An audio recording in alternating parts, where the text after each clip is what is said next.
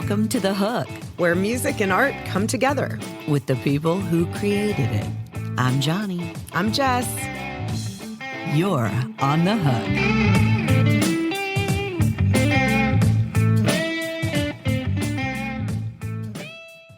You may hear some live guitar woven throughout this episode as Dave and Matt brought their music into the room with us, because sometimes the story behind the hook is best told through the sound itself. All right, we are back for round 2, Johni. And today we're talking about an amazing charity event called Bowling for Boat Drinks. Love it. It's such a great name.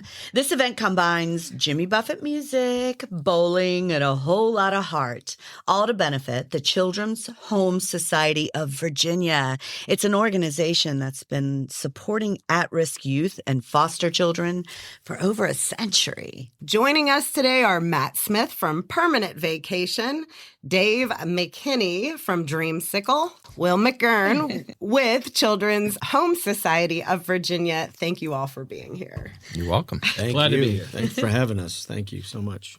All right, Matt, let's start with you. First of all, I've seen Permanent Vacation, of course. I know you guys, y'all are fantastic. Lots of fun. You're a Jimmy Buffett tribute band, and Buffett's music has always represented more than just songs, as we all know. It is definitely a lifestyle and a feeling. What is it about his music that you think people connect so deeply with? Yeah, for me, I grew up outside of Savannah, Georgia on Tybee Island, and just have that experience of island life. As a young kid, I was exposed to Jimmy's music. I think it was 1977, and I was in a Kmart with my dad, and he bought the Changes Latitudes album, and I was hooked ever since. I think for me, it's the storytelling. It's the ability to connect with lyrics that just transport you to another time. And it's not always past, present, or future. Sometimes you're transported to maybe an alternative lifestyle that you wish you were leading, as Jimmy did. You hear the music and the lyrics, and it just takes you to a place that a lot of people wish that they could be there permanently. So thus the name Permanent Vacation.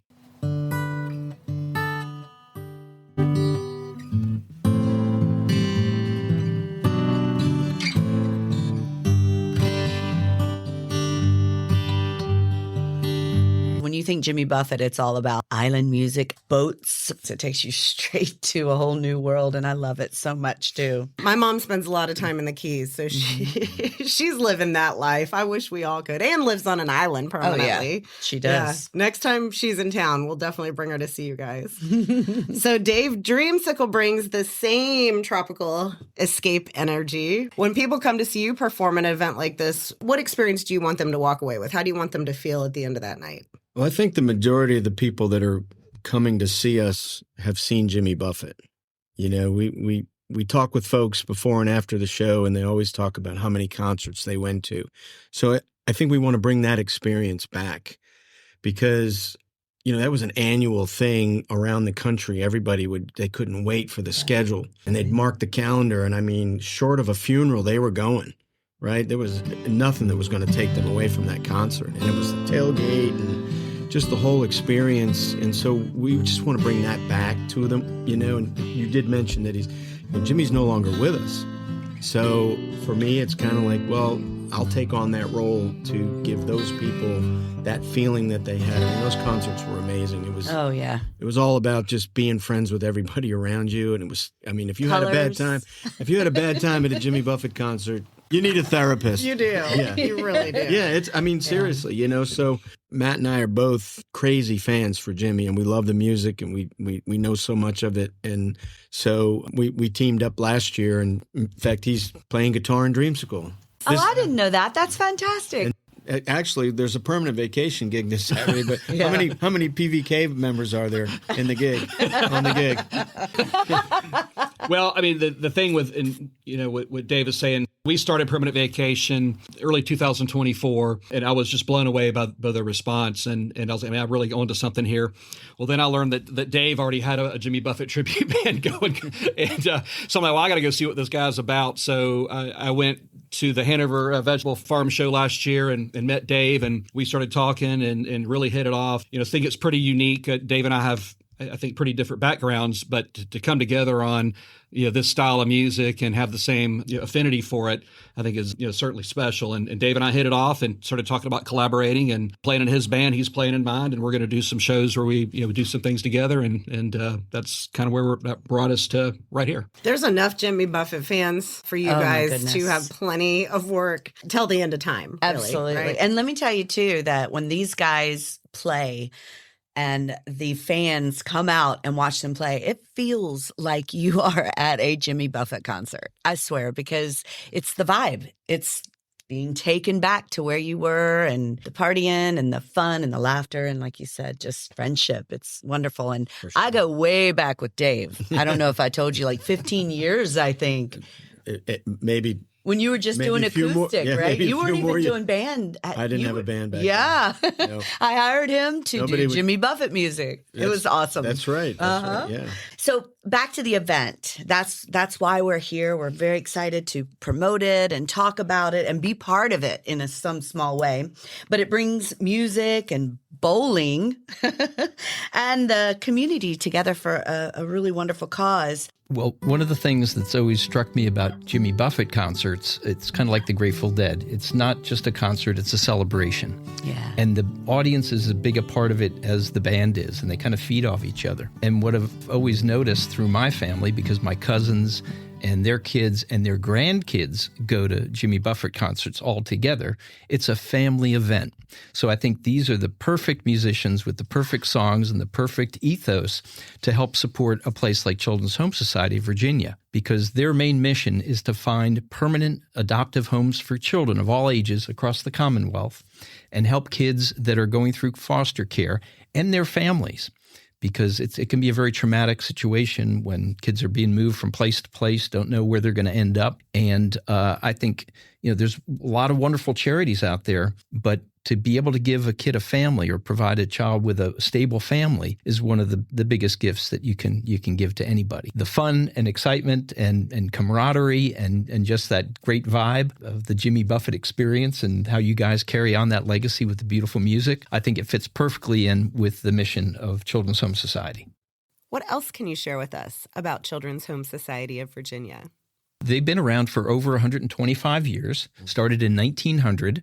They're officially chartered by the General Assembly of the state of Virginia. And, one of the things that is unfortunate about Virginia, and one of the reasons why my wife and I got involved in this charity, is that Virginia over time has done a pretty poor job of getting kids either through foster programs or into adoption. We are 49th out of 50 states in the United States in getting kids into an adopted family. And there's a lot of reasons, a lot of issues that, and a lack of funding, basically. And so we wanted to highlight this and try to do more to help these kids out, and then also to work to advocate with the state to say, listen, we've got to do a lot better for these kids. It's more than an economic issue that, they don't turn out well, or, they're not very productive.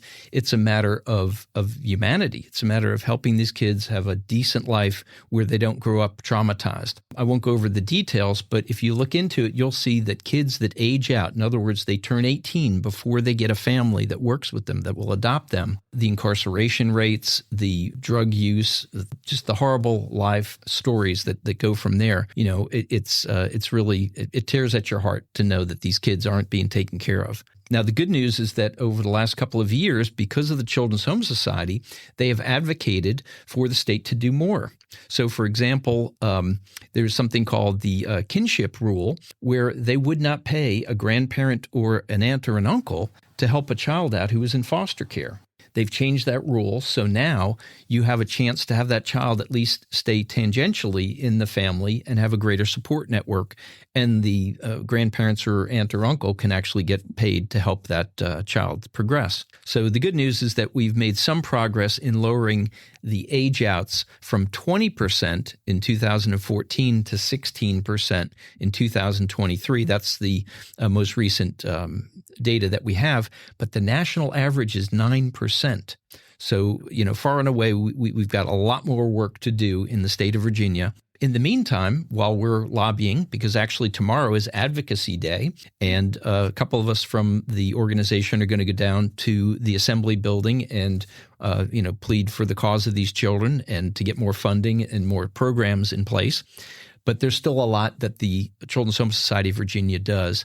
They've helped out 17,000 children over the years, get them set up with families and adopted. As I mentioned, they help not just the children themselves, but they help the families, because a lot of times these kids come with baggage and they bring a lot of problems with them because of the families that they come from are all usually broken, or parents are in jail, drug use. So they need a lot of help personally, and the families that are bringing them in need help as well. Let's talk about how the event itself is set up to raise money to go toward Children's Home Society of Virginia.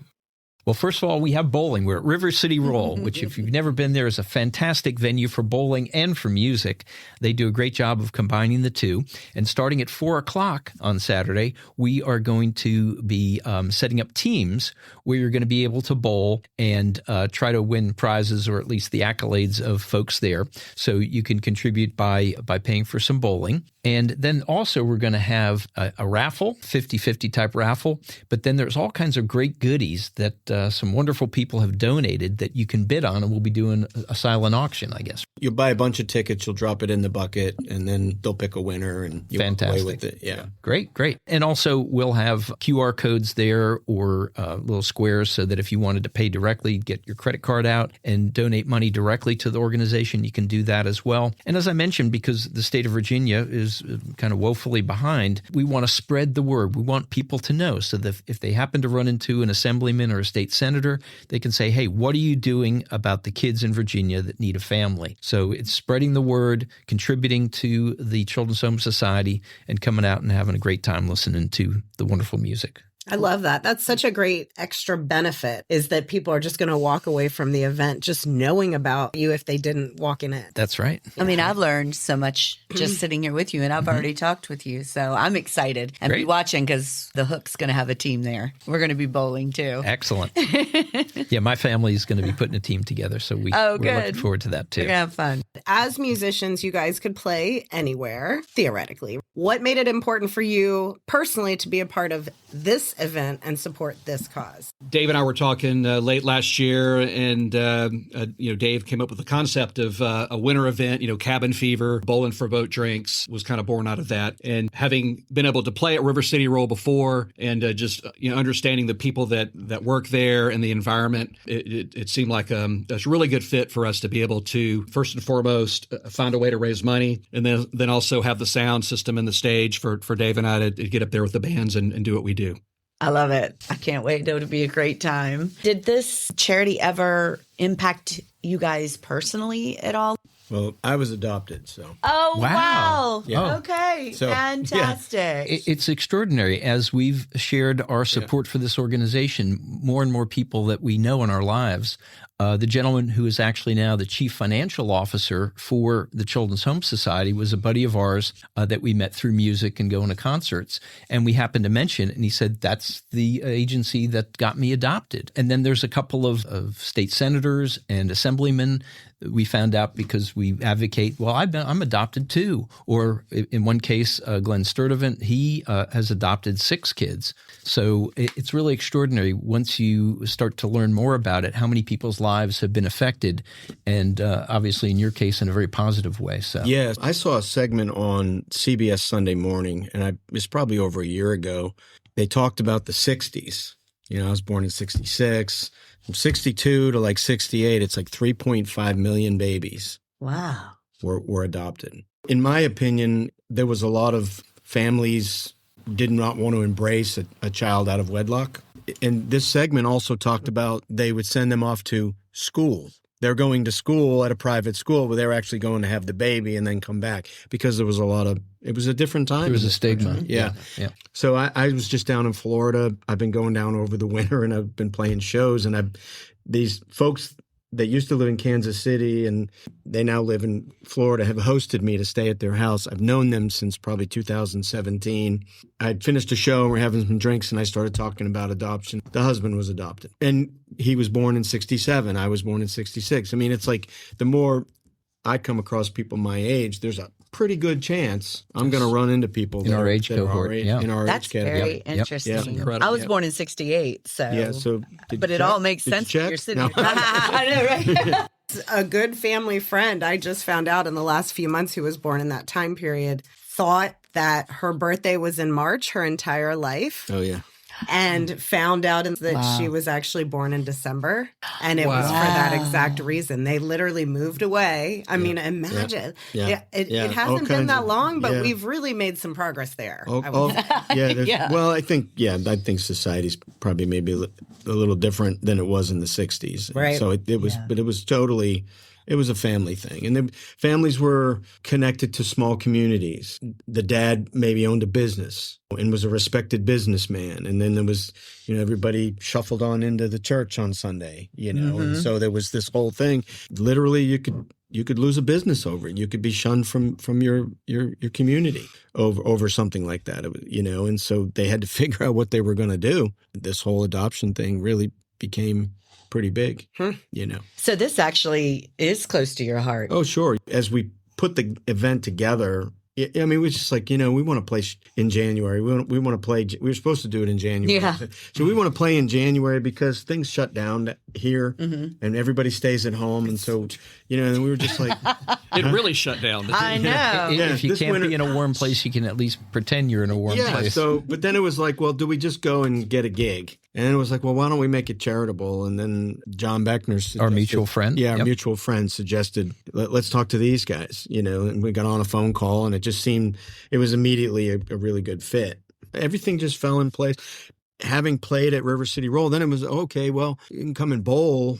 That'll make it a little more interesting. We'll make it a little fun. And the champions are not, all you're going to be able to do is brag with your friends because all the money is going to go to the charity. There's no prize money being handed out. We'll do a 50-50, but traditionally in a 50-50 on a charitable thing, people turn around and go, well, here you go. Yeah. Absolutely. But we don't point the spotlight on them and go, what are you going to do with the money? So if they want to take their 50, they can take their 50%. But the whole idea was to help with the costs. River City Rolls kicked in. Will graciously kicked in. So, the goal is let's get that stuff covered so that as people come and spend money, we're just handing it to Children's Home Society. Yeah, that's the idea behind it. Beautiful. Yeah. And, for those listening who may have missed this event or are inspired by the mission here, what are some ways that they can still support the Children's Home Society of Virginia? The easiest way to find out more about them is to go to the interweb. And it's chsva.org, chsva.org, or Google Children's Home Society of Virginia. On there, you'll find information about their mission, about their vision and values, and about how you can donate and help out. As I said, one of the things that you can do is be an advocate. So now that you know, talk about it with folks. And as I mentioned, Russ, my buddy, and Bruin, who's the gentleman in charge of development for Children's Home Society, we're going to be down at the Capitol tomorrow and making our case with the legislators to do that. But I think it's really neat that Dave mentions that he was adopted, and it really is part of this pattern of at least people our age that it has affected a lot more lives than you'd imagine. Yep. And it's such an important cause, such an important positive thing that you can do for somebody's life. It's a wonderful, wonderful charity, wonderful caring people. They've got great staff there. And my wife was the one who kind of got me involved at first because her sister had told her about it. And one day she was there and they were doing some planning for an event, and they got a phone call, and all of a sudden everybody at the headquarters there started running around. And it turned out there was a referral to them from social services that there was a child, a baby, who was addicted to cocaine. And the mother, by the court, she wasn't allowed to have the child anymore, so they needed to find a place for her. So they went and because they have stacks of clothes there, they have all the things that you need to take care of a youngster. And they ran out and took care of that child. Well, about 6 months later, my wife went back and she was there for another event, and a family walked in with a young baby, and it was that child with a family. Wow. So, that's the kind of impact you can make. If you can only afford a couple of dollars, this is a great way to spend it. As I said before, you can make an incredible impact on somebody's life and give them the stability of a home that most of us take for granted. And for anyone hearing this and, having some teardrops in their eyes, donating is always the best for a nonprofit, but volunteering, fostering, or like you said, simply spreading the word. Right. We'll have the website information in the body of this podcast so that you can click the link and go right in there and do what you need to do.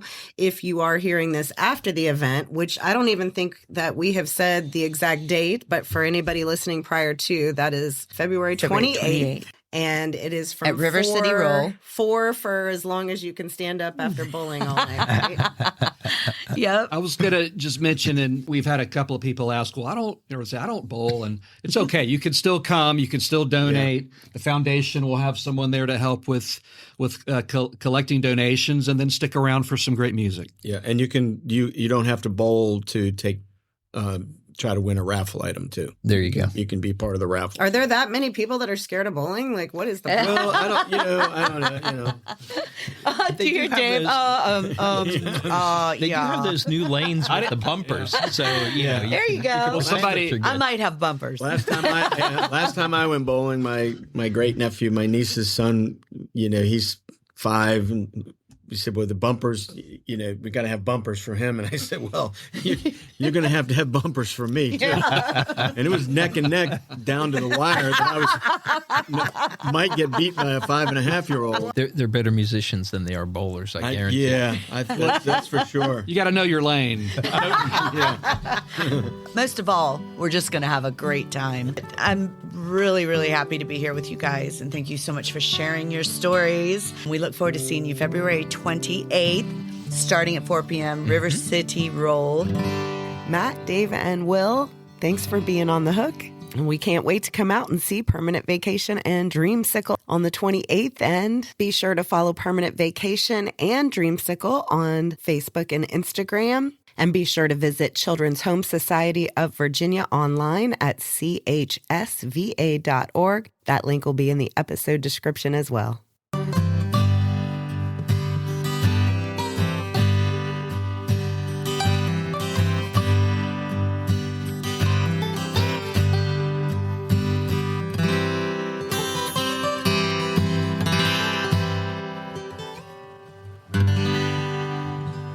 This is The Hook. And once you're in, you're in. You can submit to be on the show by visiting our website and filling out the Be on the Hook form. Just head to johniandjess.com. That's JOHNIANDJESS.com. That's where you'll find everything you need to get started. And you can follow us on Facebook at The Hook to stay up to date on new episodes, featured artists, and what's coming next.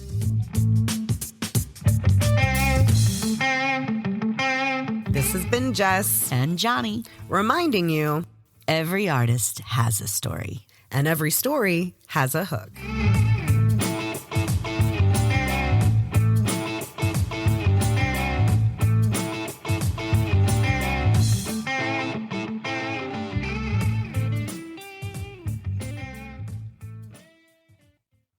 You're on the hook with Johni and Jess. Real conversations with musicians, artists, and creatives. If you're a musician, artist, or creative, your website shouldn't look like an afterthought.